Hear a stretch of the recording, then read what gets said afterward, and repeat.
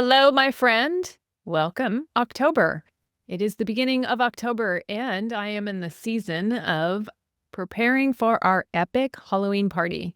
If you've been listening to me for a long time, you know that we love our annual Halloween party. And so getting super excited for that. And can you believe it's like the last quarter of the year? Where is the time going? I swear every time it seems to go quicker and quicker and quicker and quicker. Gosh, Christmas will be upon us. And just loving watching my daughter play flag football, crushing it at soccer. We watched her get some goals yesterday. So it's just such a fun time of year. I'm also so just proud of like the people I've had on this podcast, how my life is feeling so amazing and everything's just going so well. Just living my most epic life. And I hope you are too. And I hope that's why you keep listening, is that you keep getting value from this podcast and you are able to apply the tools that you learn here to really make your life better. We're all about learning and growing and becoming more. And that's really what I want to empower you to do. Today, I have some exciting news coming back to the conversation around alcohol. Do you know that the American shifts and drinking patterns around alcohol are changing for the better? I'm so excited about this. I came across this news back in August, and I just haven't had a moment to share it with you. So I want to read this Gallup poll because I love it. I love hearing that our attitudes and our trends towards drinking are shifting, where we're drinking a lot less. So now when they did this Gallup survey, they said only 54% of US adults say they drink alcohol. Only 54%. So just over half.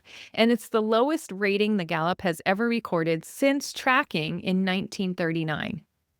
The lowest it's been since 1939. So in this 2025 poll reported at the end of August, they found that the record high 53% of Americans view drinking as harmful to their health. 53% of us know that it is harmful for our health. What's going on with the others? I'm not sure with the other 47% if they think it's healthy or just not answering the survey or what's going on. But I'm so excited to hear that people are like, yes, waking up, that it is not healthy. It may be normalized, but that doesn't mean it's healthy, right? We may normalize things like smoking in the past, but we know it's not healthy. So just because it's normalized, it doesn't mean it's healthy. So 53% of us, yes, know that it's harmful for our health. So the drinking rate has hovered around the mid 60s from 1979 to 2023 before falling to 58% in 2024. So 58% in 2024, and now we're down to 54% in 2025. Analysts attribute the ongoing decline largely to adults aged 18 to 34, whose drinking rate has dropped 9% in 2 years. Woo-hoo! Go the youth of America, dropping the drinking rate by 9% in 2 years. I have a 15-year-old daughter, and I asked her what she thinks around drinking, and I love her answer. She goes, "It's just so stupid, Mom. Why would you do that? Why would you do that to your health, to your brain, to your body? It's just so dumb. And not only that, you look ridiculous when you're drunk." I just love the innocent answer. She's not, to my knowledge, hasn't tried it yet, but I just love the innocent answer. And to the outsider who doesn't have an issue and how they view it. I just think that's so encouraging. And I'm loving that the age group that is, really coming down is between those 18 and 34-year-olds. Somebody had mentioned to this, they're like, "You're going to be out of a job." Excellent. Excellent. Put me out of a job. I don't want the health of our country going down so I can be employed. No, no, no. Like, I want us to get healthier. I want us to grow better. I'll find something else. I do so many other things anyway. So it's lovely to see. I'm so excited that this trend and this momentum to drink less is really picking up around our youth. And that should be so empowering to you. Right? When I see my daughter like excel at soccer or flag football, I'm like, girl, you're getting it. Now you make me want to be a better mom, a healthier mom, stronger, doing all these things, a better athlete, right? So we just want to encourage one another. So I find that, there's a lot of news in the world that's maybe not so good, but this is encouraging and very exciting. 2/3 of this group say that even moderate drinking Okay, these are the 18 to 34-year-olds, as I mentioned. 2/3 of this group that say even moderate drinking, which they define as 1 to 2 drinks a day, we know that's the definition, is harmful. And that thinking has increased from 2018. So more and more people are seeing that moderate drinking is even harmful. I used to think that moderate drinking was okay. I used to think that moderate drinking was normal. I used to think that, it's not that unhealthy. But boy, I was wrong. I was lying to myself. I was wanting to believe that so I can continue justifying my drinking. Concerns among older adults have also increased, but less sharply. So we're coming around. We're just maybe slower to percolate. So this trend follows growing research about alcohol's health impacts. In January, the United States Surgeon General called for warning labels on alcoholic beverages about the cancer risks. I talked about that on the podcast that earlier this year, we finally have the Surgeon General saying there should be warning labels on these products because there aren't on alcohol. And so we really want to increase that knowledge where people find alcohol to be harmful, because apparently only 53% of US adults find and believe that it is harmful. So federal guidelines currently recommend that men limit their daily intake to 2 drinks and women to 1 or less. And let me just go off on a little tangent when it comes to risks of cancer with alcohol. I think a lot of people just kind of poo-poo it. They just think maybe liver cancer, but there's a slew of different cancers. I think there's 6 or 7 that really can increase the risk of cancer when it comes to drinking alcohol. And one of them is breast cancer. And it shocks me a little bit when I am talking with women in midlife and we're talking about if they want to be on hormone replacement therapy or not, because I think every woman should be educated on what are the benefits, what are the risks, how it can help you, how it's going to impact your life and your quality of life. So I love to educate and get into all the nitty-gritty. But some of the times when I'm talking with women, the reason they don't want to take bioidentical hormone replacement therapy is they think that they're going to have an increased risk of breast cancer. And yet some of these women won't want to go on these hormone therapies that, reduce osteoporosis, your risk of osteoporosis, reduce, cardiovascular disease by at least 50%, decrease the risk of dementia, all of these things because of this one area where they think it can increase breast cancer risk. And we've talked about on the podcast before that the increased risk of mortality around breast cancer is nil. It's not there. It actually decreases the risk of mortality from breast cancer if you go on bioidentical hormones. So if that is like the main concern, some of these women are pounding some alcohol drinks, and if you are drinking more than 3 drinks a week, we know it increases your risk of breast cancer. So it's interesting to me that the philosophy to not start something that has so much benefit to the human body, as we see now in 2025, yet that is not considered when there's already ingrained habits around drinking alcohol, and that we don't even think about the risk of breast cancer when it comes to alcohol. So just really interesting. And if you fall in that category, I just want to highlight that for you, because if I don't, or nobody does, and you continue to do the things and think the same way, you might be setting yourself up for more harm than more benefit because nobody's ever pointed it out to you. So I'm always appreciative when people point out something to me about my behaviors, about maybe the way I'm thinking, maybe my outdated belief system, because maybe I'm not up on the latest data of all the things out there. And it's true, I'm not. So I love it when people come by and educate me. And that's why I love having guests on this podcast, because I'm asking them because I want to be educated and I want to know, and I want to make sure that what I'm doing is present day science, is the latest and greatest, so that we can have optimal health. I don't want to be a deadbeat 80-year-old. I want to be out on the streets and rocking and rolling, and hey, maybe even in rollerblades or roller skates. That would be amazing, and not worried I'm a fall risk or this is going to happen or that's going to happen. So I want to live healthy, long, and vibrant as long as I can. So coming back to this concept of like, okay, alcohol gets a hall pass for some people. And I just want to point that out, because if it's getting a hall pass, we should really question why. We should really question why. Is it that we have this outdated mentality that it doesn't cause cancer, it can't cause breast cancer, it can't cause liver cancer, it can't cause throat and neck cancer, it can't cause esophageal cancer, all these cancers, stomach cancer, right? Because those are the cells it comes into contact with many cells, right? It crosses the blood-brain barrier, it gets into the brain. That's why a lot of us like it, because we like that euphoria. But really, this comes with consequences. And so, are you aware of the consequences? Because you should have informed consent. You should know about the risk associated with drinking. These risks, I think, should be on alcohol bottles so everybody knows. Just because it's normalized doesn't mean it's healthy. So I just want to take that little tangent and talk about that, because I think if you are a woman and you are listening to this podcast, you should be educated and know what's in best interest for you. That article I read about the Gallup Poll, it also talks about, okay, these trends are changing. Drinking patterns are shifting, which is so exciting.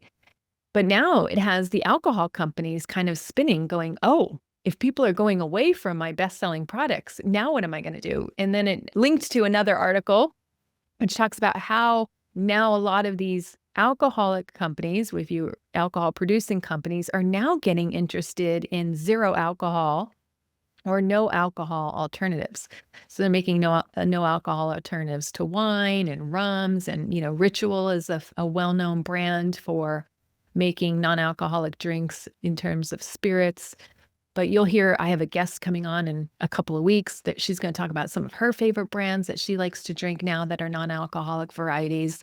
And so we now seeing this surgence. I'm seeing it even in our grocery stores here in California, where it used to be just a small smidge of the alcohol aisle is the non-alcoholic beers, the non-alcoholic wines, the non-alcoholic spirits, and how that's growing and growing and growing. And it's really exciting to see. So we are shifting our views away from alcohol, being such an alcohol-centric society. And this dovetails into, I've been going around giving some talks in my community here, whether it's around alcohol, whether it's around women and aging well, whether it's around how to prepare ourselves for menopausal years and what's the latest research in there. So I was at this one networking event where I introduced myself as somebody who helps women change their relationship with alcohol. And I work with some men too, but mainly women. So somebody comes up to me afterwards and they said, hey, are you the sober coach? And I found that so interesting that this person, because I said I help women change their relationship around alcohol, went right to, I'm a sober coach. And I said, well, I'd say I'm a sober-ish coach, because I believe in harm reduction, and I believe that not everybody is ready to quit, but many more people are ready to reduce their intake of alcohol. And I think that's a missed opportunity if we don't capture those people who are just ready to limit it a little bit more. And then we can get them and see if they're ready to go a little bit more and a little bit more and a little bit more. And he said, oh my gosh, that is brilliant. I've been sober for 4 years now, and I've never heard of somebody who's a sober-ish coach. That's awesome. So we were talking about how the attitude around alcohol, he goes, I would have never believed that. That pattern wouldn't have worked for me, and here's why. And he got all into his story and how he found recovery and how he's thriving in recovery. He's in his 60s. He's doing amazing. And he didn't stumble into this until 4 years ago. So I love to bring other people's stories into the podcast, because you can learn from me. You can learn from others who've walked this journey and what's worked for them. And what I also love is that I think sometimes the older we get, the more we think it's harder to change. Or, why should I change? I've been like this for so long. So if you're falling into one of those two camps, it's too late, or I've done this so long, I just want to mention to you that that is not true at all. And I will not believe your own BS around that, because change can happen at any age. And I've seen people believe their excuses far too long, rather than believing in who they want to become and working on that.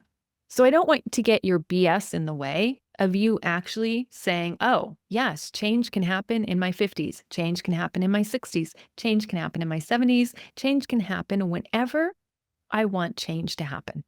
So I really want you to hear that, because a lot of people will say, no, now's not the right time. No, we're coming up upon the holiday season. Yeah, we are coming up upon the holiday season. And people do so much self-harm during the holiday season. It's ridiculous, whether it's Halloween or the parties or overstuffing themselves at Thanksgiving or the Christmas, just like December timeframe.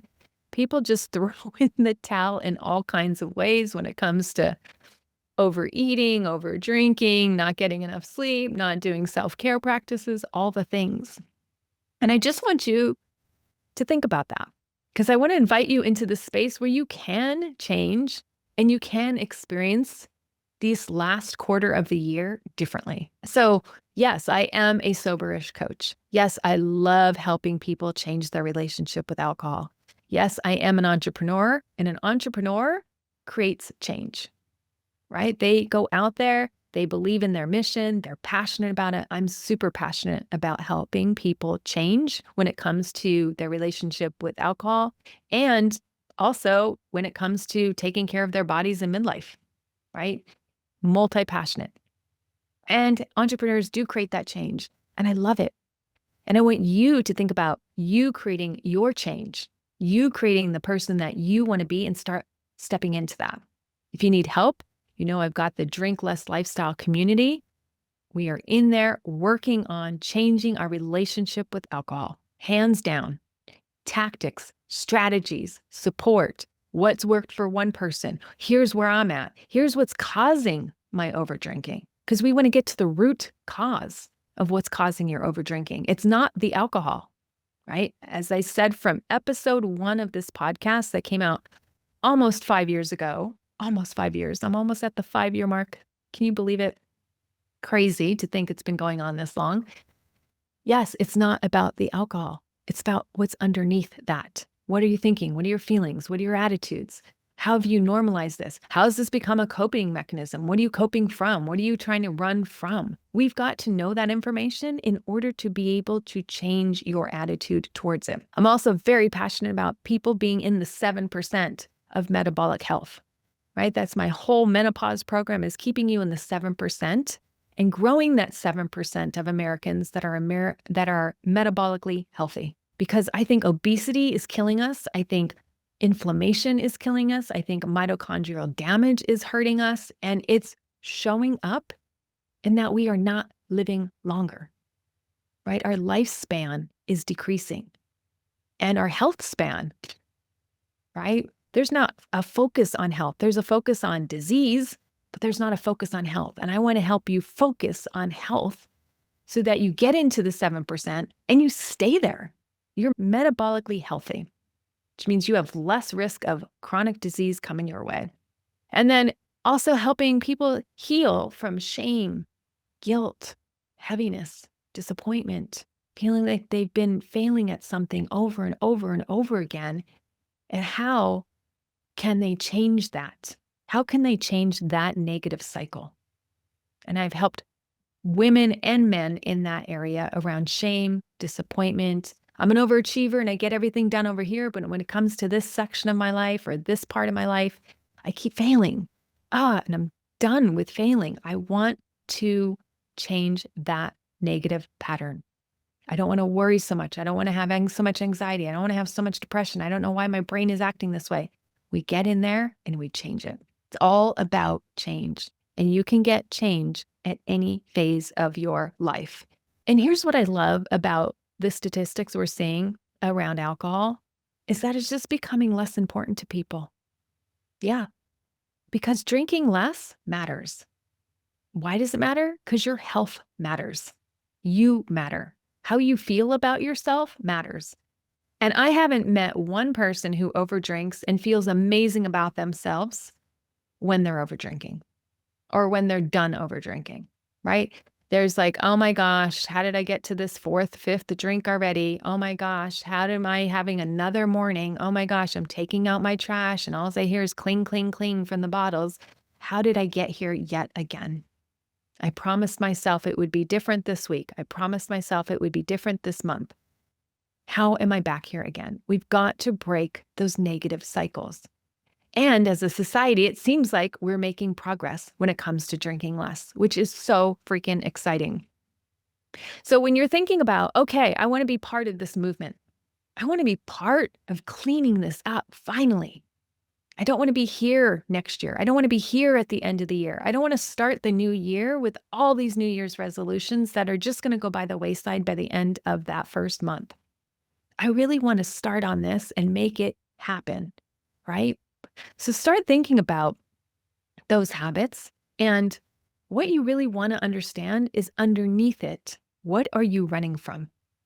Because if we are numbing with alcohol, if we are numbing with food, if we are numbing in ways that we know aren't helping us, could be with scrolling or social media, right? If we're just numbing out, we're getting away from ourselves. We're not wanting to be with ourselves. Why is that? What are we running from? Because maybe that's the negative pattern underneath that we need to look at. And once we solve for that, then the overeating, the overdrinking, the scrolling starts to minimize. Even if it doesn't go away entirely, minimizing it is so much progress. And please don't ever have somebody minimize the progress you're making, because minimizing any form of self-harm is incredible, is a step in the right direction, is progress over perfection. So what are you running from? And sometimes maybe that's not what comes up first. Maybe you'll have an answer right away. Also, what are you choosing and why are you choosing to have that drink? So two sides, same coin. Two sides, same coin. Either way, we get insight into what's really going on and why we have this pattern in the first place. I have a little quote here. You know, I'm a big fan of quotes, and I hang this up on my wall, and I just took it down to show you here if you're watching on YouTube. It says that facing facts, this for my high achievers out there, facing facts is more effective than running from shadows. How do you know what you're running from if you've never asked yourself? Have you asked yourself what you're running from, what you're trying to numb from, what you're trying to escape from? And wouldn't you rather face those facts? Because when you face those facts, those are the things we work on. And then the alcohol just becomes a secondary problem that gets solved on its own. We go after the primary problem, the secondary problem falls away. It's like a strategic byproduct that comes from working on the right thing. And I say high achievers because it's more effective to face the facts. And high achievers, what do? They like to achieve. They like to get things done. They like to be efficient. They like to be effective. Absolutely. I'm all for that.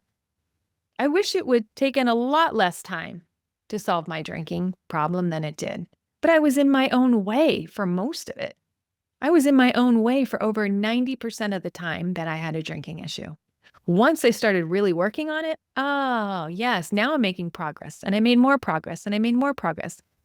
And as of this recording, I can't tell you the last time I had a drink. I know it's been over 3-4 months, but for me, I don't want a date on the calendar. For some people, they love having a date. It's been 4 years since October, whatever. It's been la la la. They love having a date. Great. I just know it became non-existent. I have no desire. I have no desire to drink again. And I have so much tools that I've used to help get me there, which is what I empower my clients and you to learn from, right? But I spent a lot of time getting in my own way. I had to get help to get out of my own way. Anybody feel that way? Sometimes I hire a personal trainer because I'm in my own way. I'm not getting the results I want because I'm in my own way. I'm not even showing up at the gym. So if I get a personal trainer who just gets me to the gym, fabulous. I need that help.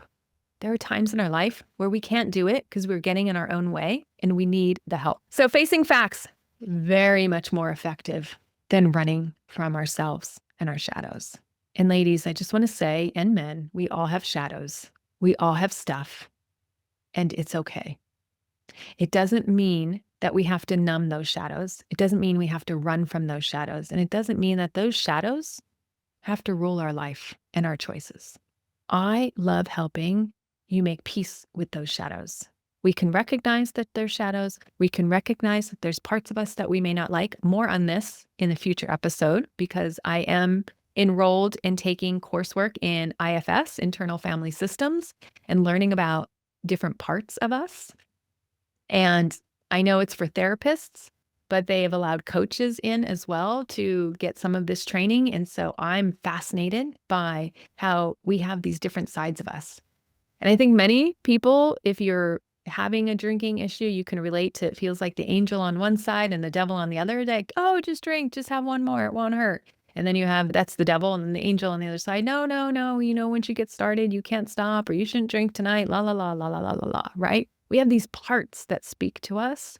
And so learning how to speak to these parts so that they are heard and that they are seen and that they don't sabotage our behaviors is key. So remember, every time you say yes to a drink or yes to a sip, right, you're enabling that part. And each time you do that, I would just want to remind you that's a choice. If you say, oh, my brain just goes on autopilot or, oh, this is just what I do, you're actually minimizing the power you have in making a choice and in making a different choice. So we're going to say that again. Every time you minimize and say, oh, it's just what I do, or it's just who I am, or it's been a hard day, or, oh my gosh, it's that time of year, or my friends expect this from me, or it's just on autopilot, or I just want to highlight and put up a mirror to say, okay, when you do that, when you say that, you are minimizing your power to choose a different way. And I don't want to minimize your power. Actually, I want to make you more powerful so you can overcome this self-sabotaging behavior, so that you can overcome this issue that's causing you some level of angst, grief, or even torment in your life. Yes, I've had people say, I'm tormented by this. I can't find peace. I want peace. I want a peaceful relationship with myself. Here are some quotes that I've captured recently from people. I want to feel free. I want to lose weight and get healthy. I want to stop drinking so much and get healthy. I want to feel connected to myself and really understand why this pattern is still here. I understand how it served me in the past, but I don't understand why I still have it now. Here's a good one. I want to trust myself around alcohol. I hear this so much. Every time I get around alcohol, I don't know, something just a different side it comes out in me. And so I want to trust myself around alcohol. I want to know what I'm capable of. Oh, that's so good. I want to know what I'm capable of. Yes, by doing this work, you become so capable and so empowered. And when you see it in this area of your life, then you could take these skills and transfer it to other areas of your life. I want to feel at peace with my drinking. I want to forever change my relationship with alcohol. I want this alcohol monkey off my back. I want to stop having mental chatter around alcohol. So good, right? All of these things that we may want. And you can do it with choice by empowering yourself, by changing your mindset, by getting to the root cause of the problem, right? All the things that I've been talking about on this podcast going back almost 5 years ago, right? And empowering you so that you can walk your truth, your new truth, and walk in integrity. Walk into that. I want to be this person. And now, instead of saying I want to, saying I am. I am somebody who has peace around alcohol. I am somebody who no longer craves alcohol. Like these are all my truths now. They weren't before, but they are now. So you can simply change anytime you want to. And I encourage you to say yes to your dreams, my friends. I encourage you to say yes to growth, to learning new things, because that's how we expand. And that's how we enjoy ourselves more as we traverse this planet and in the time that we had. As I mentioned, I have a friend coming on the podcast here shortly in the next couple of weeks, and she's going to talk about her amazing transformation and her amazing rebirth, if you will, when it comes to alcohol, and how she used to drink a lot to black out, and how she's shifted that later in her life. So I can't wait to share that journey with you. In the meantime, if you want help transforming your relationship with alcohol, making sure it doesn't come back. Like, I am so ready to be done. I want this monkey off my back. I want peace around alcohol. Come check out Drink Less Lifestyle, our community. Super supportive, where you learn the tactics and the tools to help you transform your relationship with alcohol. That is our community. And I love doing things in community because we get to support one another and we get to be seen, we get to be heard, and we're not suffering in silence. If that is too scary, I get it. I get it. You may want some one-on-one support, and I offer that as well on my website. You can book a call with me. I want to make sure that we are the right fit to work together in a one-on-one capacity. And some people graduate from the one-on-one and want to come into the community. Now they feel like, oh, the shame is gone, the embarrassment is gone, and now I want to walk with other people who get me, who want to be sober-ish. Some people want to be completely sober, totally fine, or just sober-ish. We want to minimize the role alcohol plays in our life, and so that we can feel amazing and epic again. So those are two excellent ways in which you can work with me to change your relationship with alcohol. Because you know what, my friend? I know you can do it. All right, my friend, great being with you, and I will see you next week. Thanks for listening to the Health Habits and Epic Living podcast. If you're ready to take the next step to improve your health, wellness, and lifestyle goals, head over to www.epicu.com and sign up for my weekly newsletter. Again, that's EPICYOU.com. Please note that the information in this podcast is for educational purposes only and does not constitute medical advice.